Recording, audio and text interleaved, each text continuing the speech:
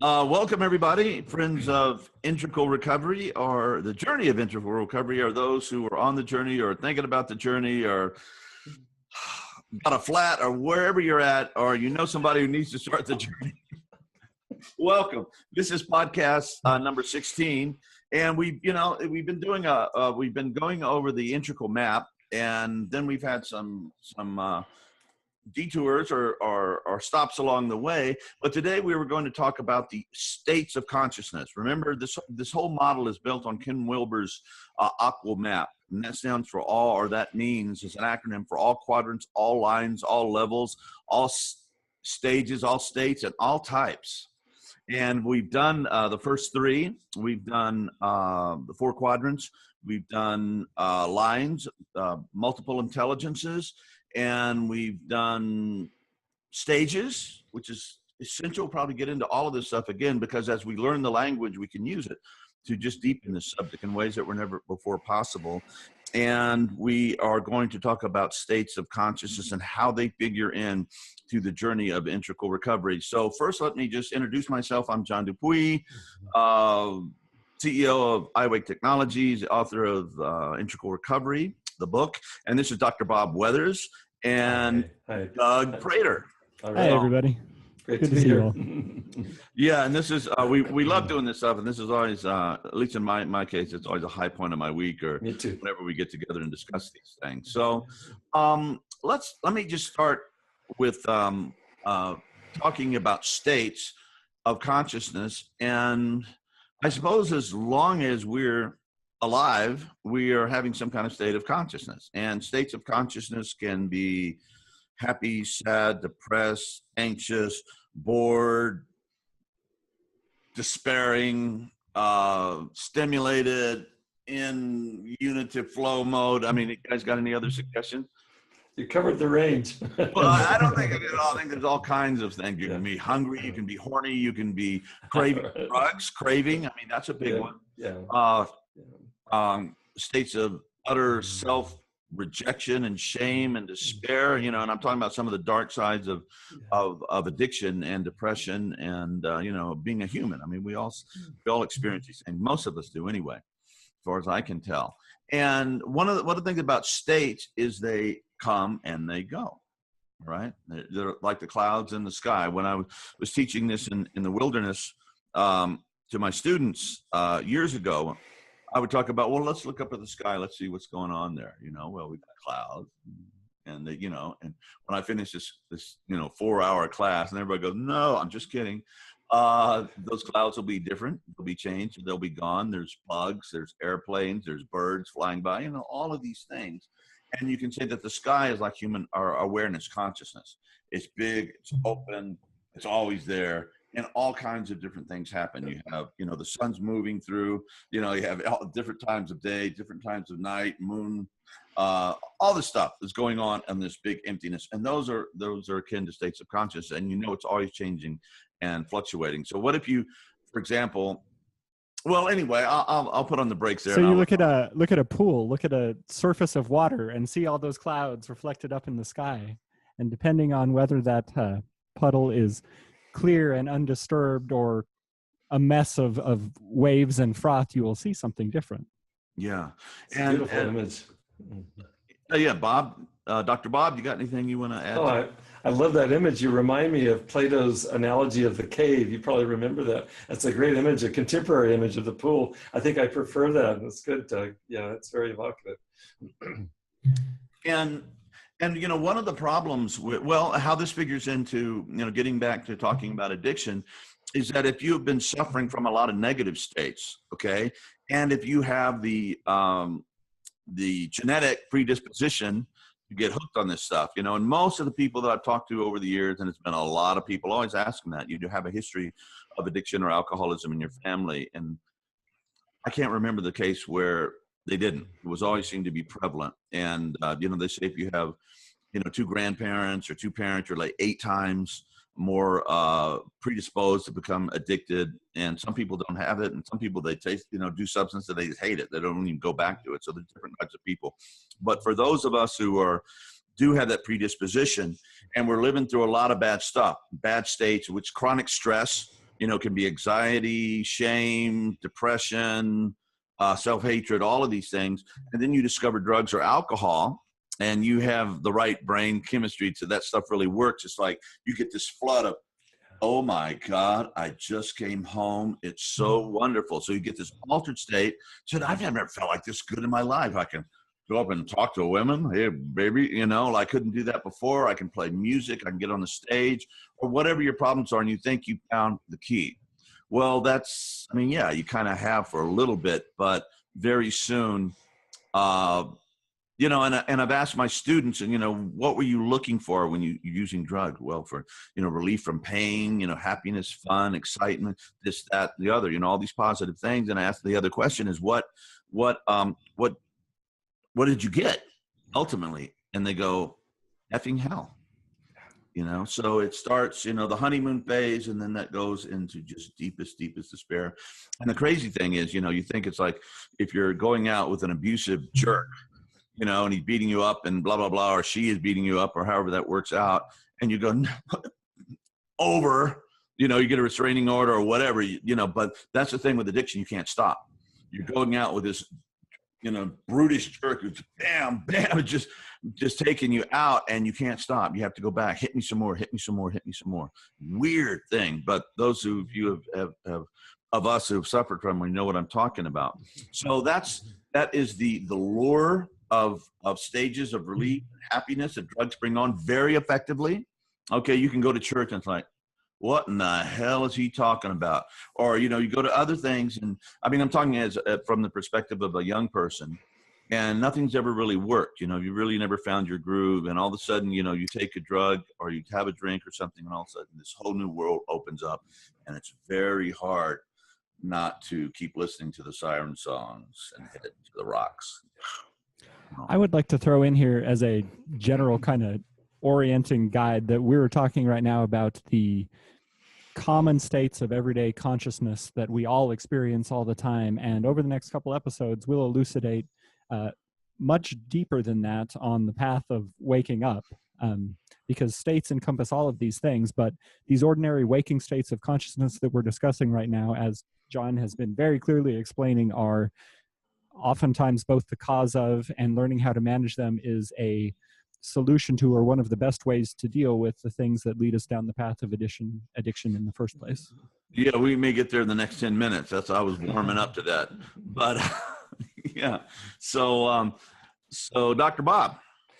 I was thinking about, I loved what you just introduced, John. I'm just kind of in receiving mode right now, but I was thinking about how it is that the addictionologist in your state, Utah, Kevin McCauley, whom you know, talks about addiction this way, is that I can, if I'm an addict, I can stop using, but what I can't do is stop craving.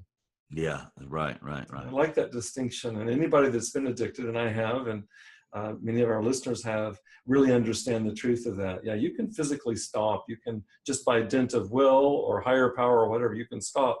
But working on the craving at a biological, much less psychological or existential level, like last presentation by Guy Duplessis, he's looking at it from an existential perspective, is that hole that wants to be filled, that doesn't go away even if I literally stop using whatever my substance is. So yeah, it's the craving that's the key, it seems like to me.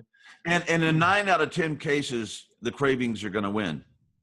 You know, if they keep just wearing you down. And I was watching this crazy show, Outsiders, and the sheriff, he looks so pathetically wretched. He's like, you know, I'm sure he's just a great actor, but he's addicted to oxycodone, and he gets, you know, people keep giving it to him, you know, and he's getting ready. He's dividing it all up, so he has it for the next few days, and he's in the bathroom, and his child goes, "Dad, are you okay?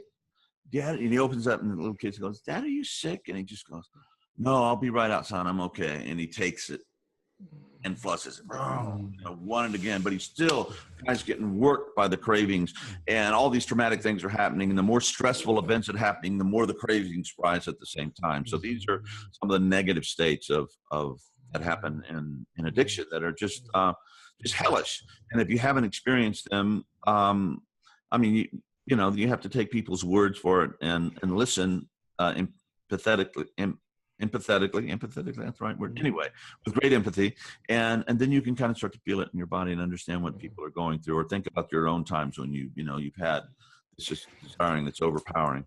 John, I want to dive in here. There's a common misunderstanding in the lay public, but there's also this understanding bleeds into the therapeutic community, it seems like to me, and ironically and unfortunately, even into the addiction recovery community, and all three of us will have run into this, is that there's a mistaking the craving that you're talking about right now for being something that we can control with our executive function, with our frontal cortex, let's say. And we'll talk more into this as we go along, I'm sure today, as we have discussed before. But that my understanding in kind of the cutting edge of addiction research, especially with the advent of brain scan research, is what's clear is that the craving is rooted in the subcortical range, which is to say, it's what in the old days we would call the unconscious. I don't have conscious control over my amygdala. I do indirectly, and the skills that we're talking about here, training, self-regulation skills, including I-Awake technology and meditation, is a way to begin to calm that. But in terms of just willing my amygdala, which is fear central, to calm down, I can will till the cows come home, and the amygdala is just going to keep flashing. And so I think it's a really important understanding. And this idea of just say no, if just say no means using my executive frontal cortex, my thinking, executing mind to make these decisions, if that's what I'm talking about, I'm doomed to failure. I'm doomed to failure. That does not work. It doesn't, craving does not reside in that realm. It reminds me of Albert Einstein when he says, when we try to solve a problem at the same level in which the problem was created, it's like you've at least got to get to the right level. And at least in my mind, biologically, we've got to find skillful means to be able to use the frontal cortex in service of, but also to direct it towards really addressing what's going on subcortically. Does this make sense, gentlemen? Yeah. That makes me think of something that I read just in the last couple of days and have been exposed to before. This is really the root of mindfulness practice, is not a battle to change what's going on there, but simply becoming aware of it. The simple practice is name it to tame it, which is easy to remember and easy to do. Just simply becoming aware of what's going on there. This is a craving. This is a negative state, without judging, without condemning oneself, often is enough to start to shift that balance between the amygdala running rampant and the prefrontal cortex losing control. Yeah, it's good. It's good. Yeah, and the more that you can name it and be aware of it with mindfulness, starting to make the unconscious processes more conscious, and then you can make conscious decisions about what to do. But almost by definition, if you're an addict, you can't do it alone. Saying I'm just going to pull myself up by my bootstraps, and because I love my family and I love my God and I love my country and I love my dog and all that, it's not going to work. And then we have to, and of course the disease itself is it's very deceptive. It's like you have this inner evil lawyer who's always trying to convince you to do the absolute worst thing, and he said, "Come on, man, you ain't no pussy, you can do it," or if that's how, or if he needs to talk to you like a Harvard, whatever voice it needs to manipulate you and go, "Yeah, I can do it." Bam, you're back on your ass again. It's come one more time, dude. You can do it. Get up, that voice knows us better than anybody else does. It knows exactly what to say, which is why it's so insidious. So you become, or just like, we're talking about the sky being a metaphor for open, spacious consciousness it's always there. And through practice and meditation, we can become aware of it. It's consciousness becoming aware of consciousness, awareness aware of awareness. That's one of the things that happens in meditation. And what if you were just like, I just love it when it's 12 o'clock noon. I do. That's all I love, and I just want to be 12. Come on, son. It just doesn't work. Because it's gonna keep going, and then you're like bummed out. For 23 hours and 53 minutes, and it's like, okay, and so that's what the addict does, and you begin to try to chase the high, those states, those desired states, and then you have to keep using more and then the downs become worse. Then you have to use other drugs to kind of get you through this, and then you start working on the cocktail. I can control it, it can't control me, and without knowing, you're just getting your ass kicked. You're just getting taken out. You're getting taken out of the game of life, and you're becoming a huge source of pain and suffering. Anybody you encounter. I mean, I'm talking the latter stages. There's some functional alcoholics, and people can fake it and kind of make it for a long time, but truly their potential, their relationship with others, what they could have done and everything, even though, it just doesn't work. It's just tragic. John, I'd like to comment here just more personally, if that's all right with the both of you, is that I know that for me, my own experience with addiction is an unusual one statistically. It began in midlife, and there's some very small percentage. I think you even talk about it in your book, John. There's some small percentage of addicts that's their course of entry, I guess you'd say.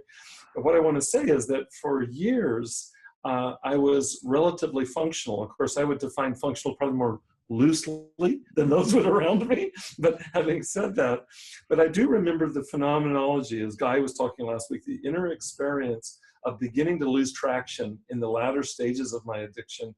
And only after I got into recovery did I read about this to understand. I really understood this from the inside, is that the brain, through the various systems that are activated, and we've talked about them, and we'll talk about them again, but the dopamine system, the opioid system, the self-regulation system, the memory system, all of these things get recruited for the sake of survival. And it sounds like it's poetic or something, except when you're experiencing it, there's a sense that this high, this drug, this wanting to avoid feeling so sick, however that manifests for the individual addict, all of those are in service of what feels like it's a survival drive. And I would never have understood that if I hadn't experienced it. So it moved from feeling like it was relatively optional, and again, I'm acknowledging my own denial, but it felt like it was relatively optional and that I was relatively functional until I wasn't anymore.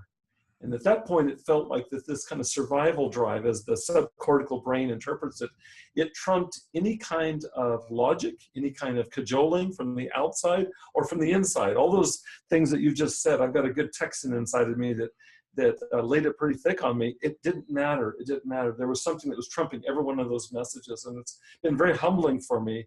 It's enabled me in my work with addicts to totally identify with what it's like. John, and Doug, I just sat yesterday with a group of addicts at a local treatment center, and I was in a threesome. There was a large group, and we broke into dyads or groups of three, and I was talking to two gentlemen, both in their probably mid to late 20s, both of them parents, talking about their willing to stop using, this would be meth, heroin, very serious drugs, willing to stop using for the sake of their young'uns, for their children, and taking that as far as you can, just based on sheer gumption, total respect. And they looked at me with tears in their eyes because they hit the wall with that, and they realized cognitively that I'm completely fouling up my child's development by this and could not resist it. That you think about how deep that survival urge must be to overshadow the evolutionary drive of taking care of your own brood, and taking care of your own genetic line. And that's the way it goes. These men were crying about it because they realized they're up against something that's way overwhelming. And no matter how strong they are in terms of will, they cannot deal. You can't fight that survival need. You got to find some way therapeutically, clinically, et cetera, to work that through. But just on my own, it's back to your comment, on my own, no matter how hard I tried, I could not overcome this. I needed medical intervention, psychological intervention, spiritual intervention, our friendships, etc. Just not possible alone. I'm utterly convinced of that. Yeah. I started using first as a youngster. I was 13, 14 years old, as is fairly common, I understand. Yes, that's more typical, It was all about changing my state and trying to escape the things that I felt, the voices in my head that were all the time, the feeling of not belonging. And it was hard for me then to find the help that I needed and to reach out to the help that I needed to get better, because part of the reason I was using in the first place was that disconnection, that inability to feel welcome at home, supported, that people had my best interests at heart, that I could really be comfortable with anyone. I was using to change that particular feeling in that particular state, which makes outreach to a group so difficult, which is exactly why it's so important to find the right people in the right community and to embrace it when you do. Yeah. Because there are wonderful people out there who can make all the difference in the world. Absolutely. Thank you. Well said, Doug. Well said. And getting back to what Bob was saying about the survival thing, and this, of course, I started learning this from Dr. Kevin McCauley. And what's his Pleasure Unwoven? It's his DVD he did. It's just fantastic. It just hits and I'd sat at his feet in lectures, over the years. But he talks about how the amygdala, or the reptilian, or the most primitive part of the brain, was built so that things that would put you in survival's care would be highly rewarded by these blasts of dopamine and these brain chemicals. So if you're having sex, which is necessary to propagate the species, it's great. Hopefully, if not, find somebody else. Or anyway, I'm not going to get into. Anyway, so, or, if you lunge this spear and you go into the mammoth and, you hit him in the jugular vein or something, and you just say, God, we're going to have all this meat. We're going to survive for 2 years on all this meat. You feel great. Or you're running from, the saber-toothed tiger, or all of these fight, flight, sex, all of these things, that's why we love sports. When we engage our body, our brains get pumped up, And that was built in. So the things that we really needed to do that were really, really important, eating is another thing to survive, were rewarded with positive feeling brain chemistry. Now, what happens with using drugs, that very quickly they exhaust your natural supply of these good feeling endorphins and these good feeling brain chemicals like dopamine, for example, and serotonin, which dopamine is like the high, and serotonin is like, I'm not condoning smoking, by the way, but the cliche after sex, it's just, you feel empty, you feel great, all that. So we're there for a reason, specific reason. Drugs exhaust those, and then they begin to supply these fake reward systems, okay? Fake dopamine, fake neurochemicals. I mean, they're real, but they're not your natural ones. So the only way that you can feel good is if you're using this stuff. And by the way, you're flooded with much more of this stuff. I mean, you put the spike into your vein and things aren't quite the same. You're rushing on your run, to quote Lou Reed, and you're just there. And it's like, and the reptilian brainstem equates that with survival. That's what you were talking about, Bob. So this thing of getting the spike, or snorting, or drinking, or smoking, however you're ingesting the substances, or multiple ways you're ingesting substances, becomes more important. The brain says, this is more important than loving my wife, than feeding my dog, than saving for my children, than paying my rent, than paying the mortgage, than showing up at work. Gotta have it, because it's just this. And the frontal cortex goes, that's bullshit. That's not right. You just can't. The reptilian is taken over. All right, and it's just awful. So you can really say that. It starts with this chase for states, and then it just becomes this and our professional zombie here, Doug, really, in the latter stages, it's almost a zombie-like subhuman type of existence, and you just got to eat brains. More brains. Yeah, more brains. Can we have dessert? I'm tired of brains. But anyway, it just becomes a horrible, horrible syndrome. Think about this, John, in terms of states, in regards to what you're saying. Just up the road from where I live is UCLA, and Richard Rawson is up at UCLA, and he's done this research over the last years with BrainScan, looking specifically at dopamine spikes. And so if our normal resting state, like the three of us right now, or he would say are at a 1, let's say just that's the baseline level, is that sexual orgasm will double that. Big duh, right? It will double that. And then he's looked at the influence of other substances, the introduction of cocaine, just looking at the dopamine system, and that's only one of several systems that are involved, but it's a big one related to just exactly what you're talking about in terms of survival.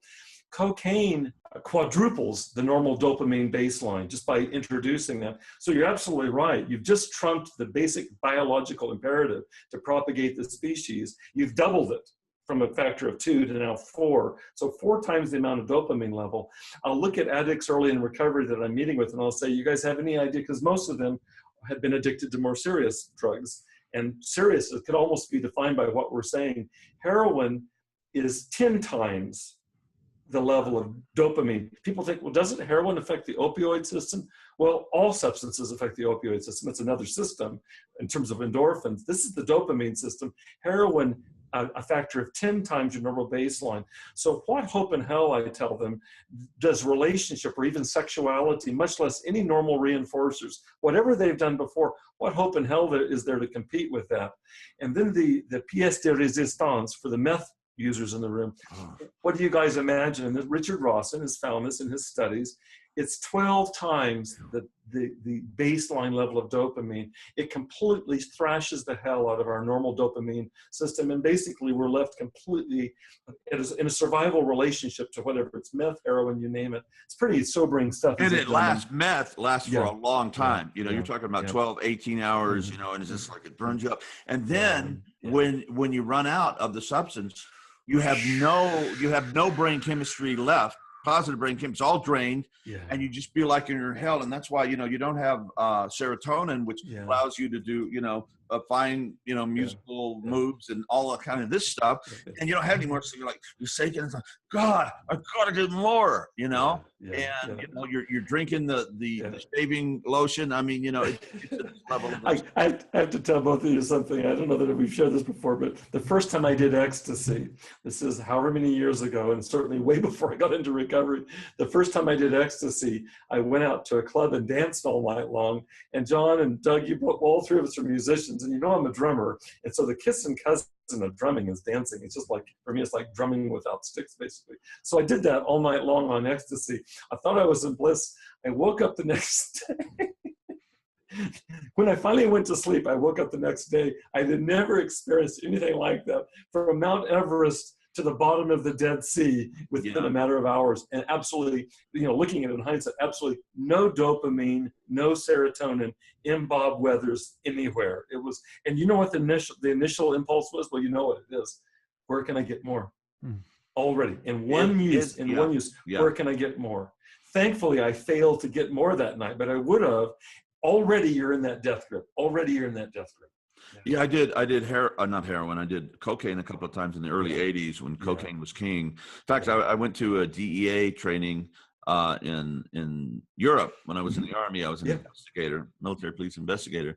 And the guy said, you know, this is the best stuff ever. You know, this is the DEA saying, you know, it's just harmless and blah, blah. And then we were out in the hall afterwards. Should we do this stuff? I mean, the guy didn't know his you know, is something from a hole in the ground, right?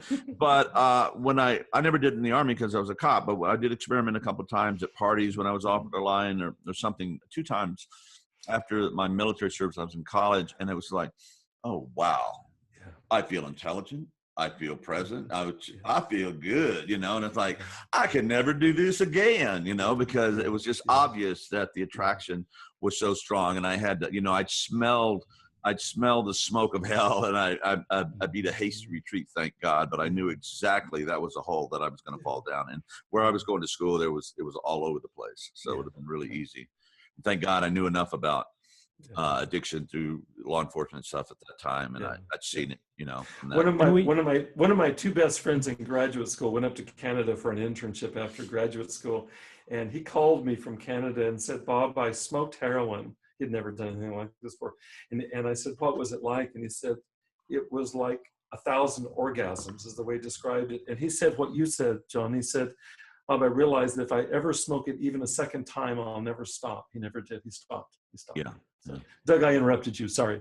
I can play on that as well. Actually, it fits perfectly into what I was going to say, is that we all want to feel that way, and our bodies are designed to feel that way as part of our survival mechanism. But as we introduce these substances to stimulate it artificially, then the real thing can no longer compare. It can't compete with a 10x, with a 12x amount of these neurochemicals. And as we continue to use, of course, we stop producing them naturally, and those things are no longer as rewarding. Our receptors get downregulated, and that's when things really start to fall off the cliff.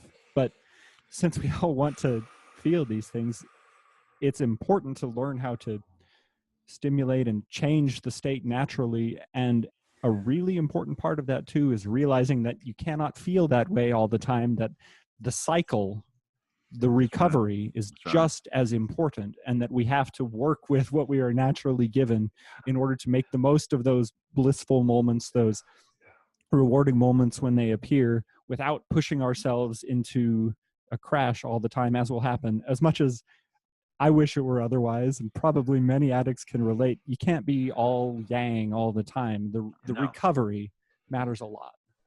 Yeah, and and kind of moving. I'm glad you said that, Doug. And that's kind of moving it into we're moving the positive aspect of it. When we're these drugs are called painkillers. Oxycontin is a huge plague in opioids right now, and does kill pain. Bam, and then you get addicted, and the pain just increases exponentially.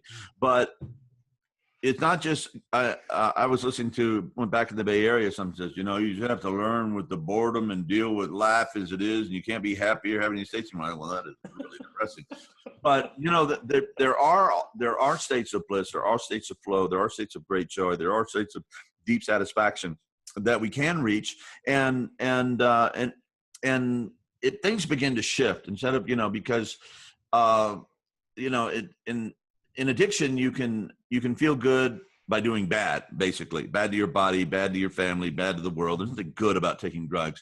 But in recovery, or in a healthy spiritual life and human life, you have to do good to feel good. You have to treat your body correct. You have to find out what your life is about, what your goal is, whom do you serve, who are my people, what does that mean, what are my gifts that I'm supposed to be manifesting in the world, do I have the courage and the grittiness, to bring, and the humility to get the help I need and support, and ask people that are further down the road to help me out, and all these things come into play. And then you begin to get states that are very positive. But we're not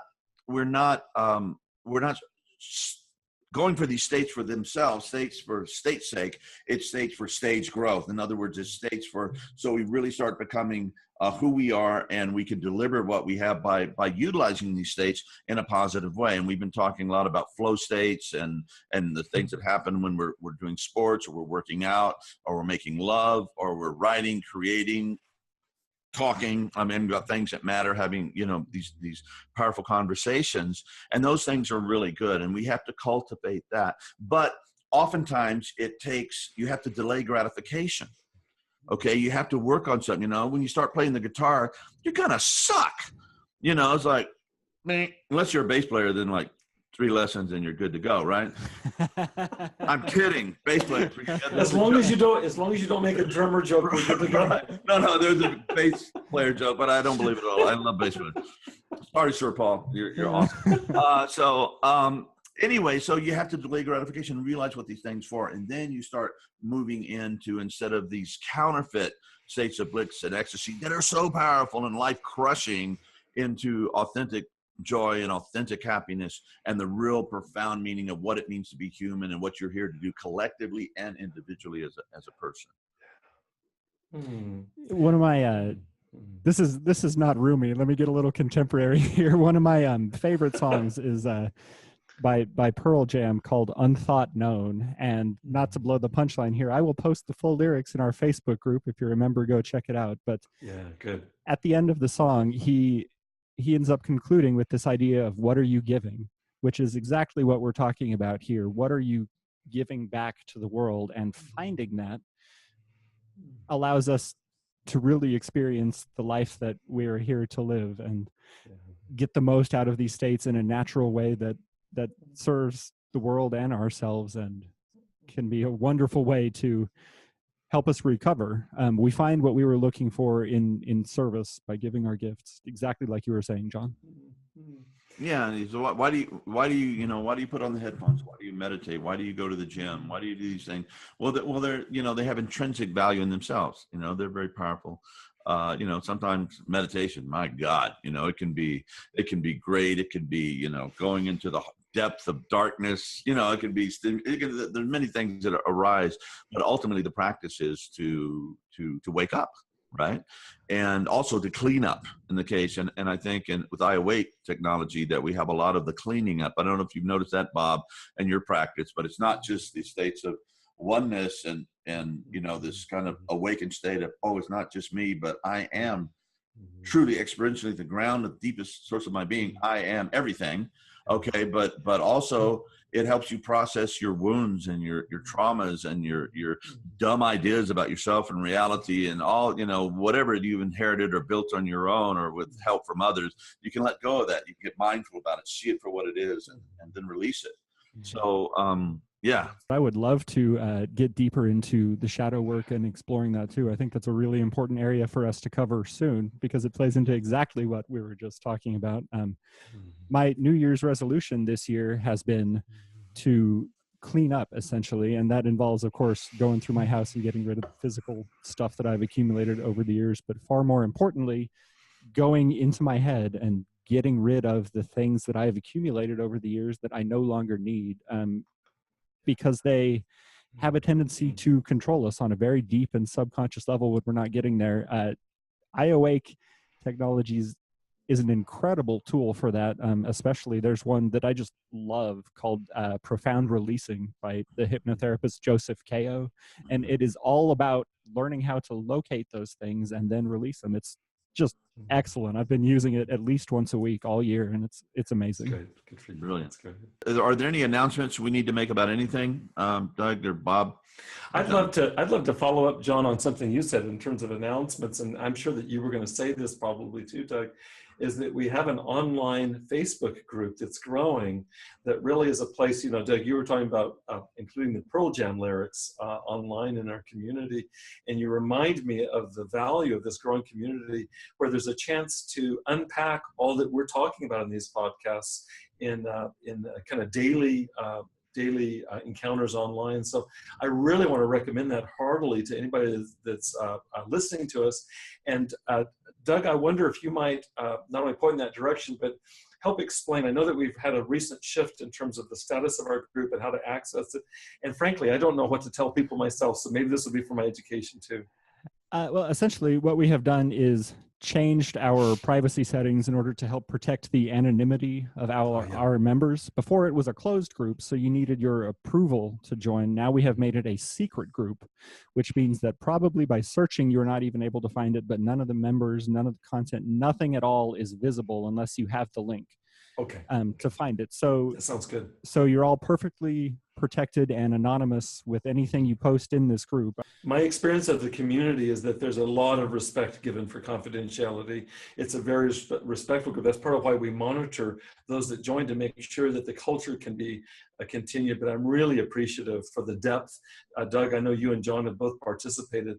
The depth of disclosure and the honoring of that disclosure is really special. I really believe that. Now, Doug, how would somebody go about getting approved to come into our now secret group? Yeah, so since we have changed it to secret and you cannot find it by searching, what you'll want to do is visit integralrecoveryinstitute.com/community, and we provide the link right there on the page. So if you do that, you can request to join, and either Bob or I will approve your membership. That's great. Awesome. That's great. Thank you, Doug. Yeah. Well, shall we call it a wrap, gentlemen? Let's do that. Yes. All right. Great tape. and great love to everybody out there. We, you know, so much. We, you know, our community is growing, and you know, anybody shows up right now and doing this is a pioneer. So we're inventing it. It's evolving as we walk the path. So stick with it. You know, work hard, get some grit, and get support. Love you guys. Yeah. Thanks, John.